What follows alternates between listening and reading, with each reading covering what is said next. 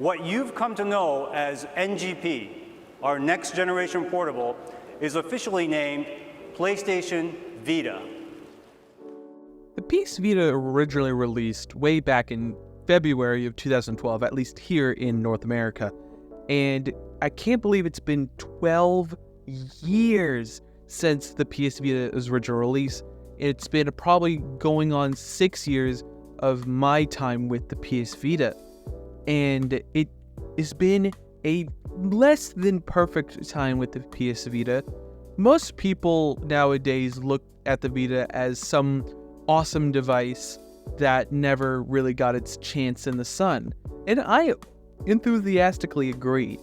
But people tend to say the Vita is the best in X category of this. I'm like, it's generally at one point could have been the best at something. Much like how people still say, oh, why, get any of these, emulation devices and you can just hack a PSP, which I think is an imperfect solution to most modern emulation needs. I mean, yeah, if you have a PSP, might as well hack it and might as well put emulators on it and stuff.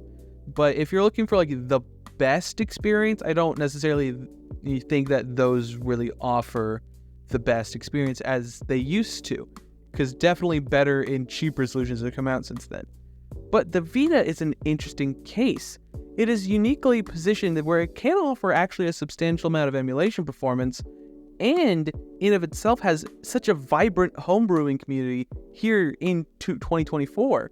And even recently, as last year, we saw the advent of a lot of Android ports to the Vita, people porting Android games.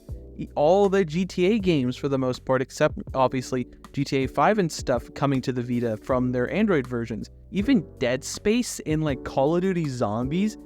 So I think the Vita in nowadays has a very solid, use case, because most of these kinds of Android ports, these games nowadays, at least for the less popular ones, aren't easily available on modern platforms. I know, for the example of COD Zombies, that got delisted off of the Apple App Store way back in like 2017, I think, is when the last time I saw it, remember seeing it there.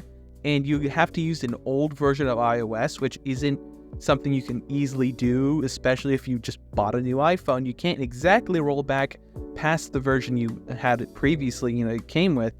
And unlike, I don't even think you can roll back the versions of iOS on an iPhone. And maybe if you're like an engineer at Apple, you have that sort of, industry tech. But that is nowhere close to being, consumer facing ever, because I don't think Apple would ever release something like that, because they are just the best.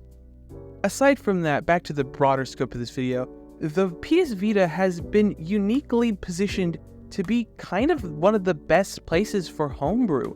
We've been seeing a lot of, game ports, games like Sonic Mania and other, sort of indie games, for like on the Switch getting ported to the Vita, which is something we don't really see often on most other, handheld platforms or even emulation devices.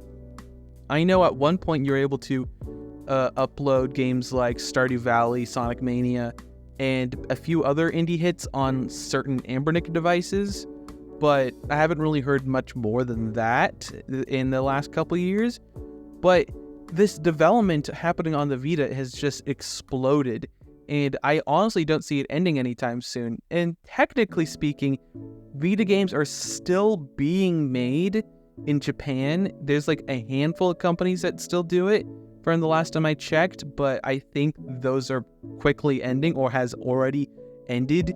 But it's still crazy to think that 12 years later, the Vita was still getting games at some point, which is awesome to see. It's just deeply unfortunate Sony royally screwed up the Vita's launch and life.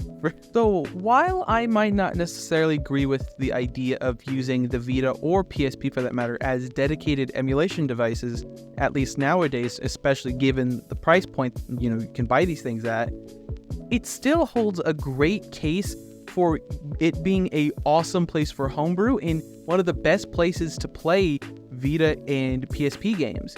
I understand most of these emulation devices can emulate PSP, and I don't really see Vita emulation being done often, but I'm sure on the higher end devices, Vita emulation can be done. But there's simply no better place to play those games than on the Vita, if I'm being honest. With the native PSP emulation you can do on the Vita already, it just makes it the best place and the easiest solution to do stuff like that. And with how easy it is to homebrew the Vita, by literally going into a website and it auto hacks the thing for you. And of course there's some extra things you got to do yourself, but the vast majority of the hard stuff got automated over the last couple years. It's been so nice. I unfortunately originally hacked my Vita way back in, I think, like 2019 or 2020 kind of time frame, and it was a lot harder to do back then than it is now. And it's just that improvement and involvement of the community over time that has very much simplified the process, making it more open for more people to do that aren't necessarily, tech savvy or, computer inclined. If you're new to this homebrewing community, I'll just list off some of the things you can do. There's PKG, for those of you who know what it is. You also would agree with me that's the best fucking thing on the Vita. There's the Adrenaline software you can download for PSP emulation. You can get Dreamcast emulator, and you can get a DS one, but it doesn't work for me. But I don't know if others have gotten it to work yet. Of course, there's RetroArch, so you can play basically up until the Dreamcast. But N64 is a little buggy. Dreamcast is hit or miss. But everything below that works fantastic.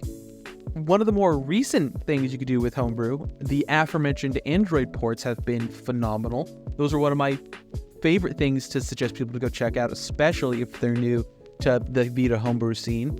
And so much more, if I'm being honest. One of the things I did with my Vita when I hacked it was find a way to upload my own video files to it, which I know is an easier way to do it, but I didn't have the access. I couldn't figure out the software, if I'm being honest. QCMA fucking sucks, and it would constantly auto connect and disconnect. It was a mess. So after resolving that issue by hacking the Vita, I was able to upload a bunch of my own, saved movies, videos off the internet, all that onto my Vita, and it became a very important part of my, younger past self's life.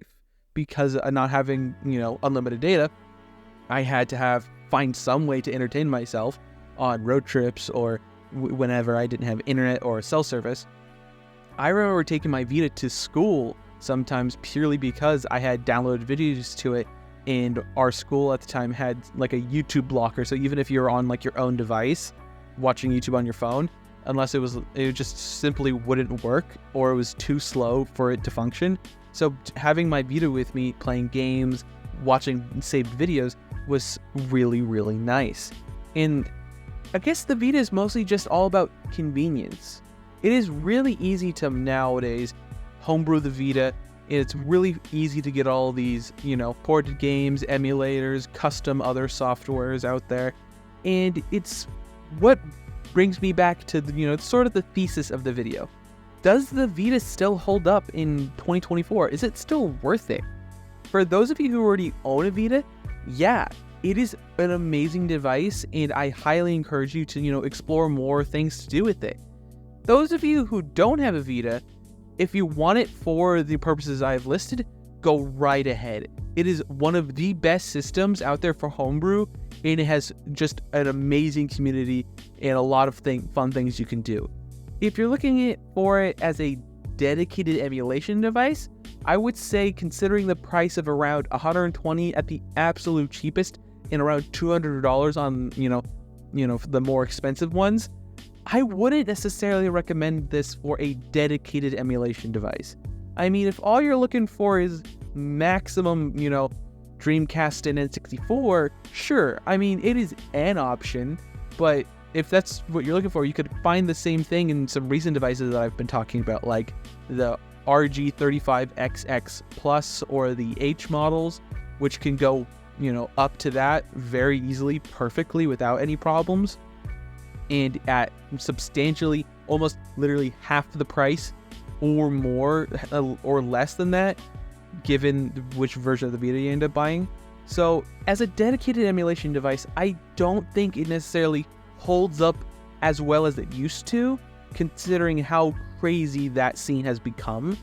But as a device dedicated for Vita games, Homebrew, and PSP, I truly do not see a better competitor other than maybe the 3DS, but the 3DS is still sort of coming along in the early days of its homebrewing scene. So I am so excited to see what comes next for the Vita. Vita will always have a special place in my heart and in my collection. So what are your thoughts? Are you planning on buying a Vita? Did this video help you really, figure out what you want the Vita for? I'd love to hear comments, questions, and concerns down below. Don't forget to leave a like, comment, and subscribe. All that other social media garbage down below. And since I haven't said it in a while, we have memberships. It's something you can do. You get early access to videos, and that's really about it.